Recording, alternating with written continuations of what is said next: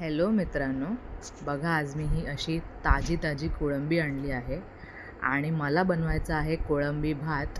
तर चला रेसिपी दाखवते. कोळंबी 2-3 वेळा स्वच्छ धुवून घेतली आहे आणि फक्त मीठ आणि हळदीमध्ये मॅरिनेट व्हायला ठेवून दिली आहे. त्यानंतर 1 वाटी तांदूळ घेतला आहे, तोही 2-3 वेळा व्यवस्थित स्वच्छ धुवून घेतला आहे आणि त्यानंतर सोक करण्यासाठी स्वच्छ पाण्यात ठेवून दिलं आहे.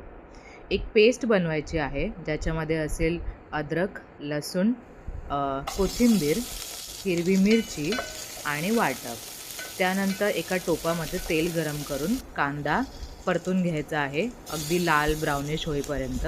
त्यानंतर टोमॅटो आणि मीठ घालायचं आहे आणि मॅरिनेट केलेले प्रॉन्स ॲड करायचे आहेत.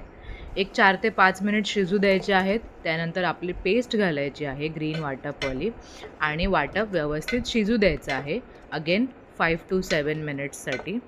त्यानंतर आपण टाकणार आहोत आपला सोक केलेला तांदूळ.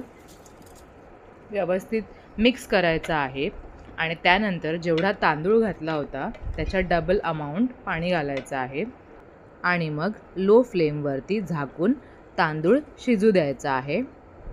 आणि मग रेडी आहे तुमचा कोळंबी भात.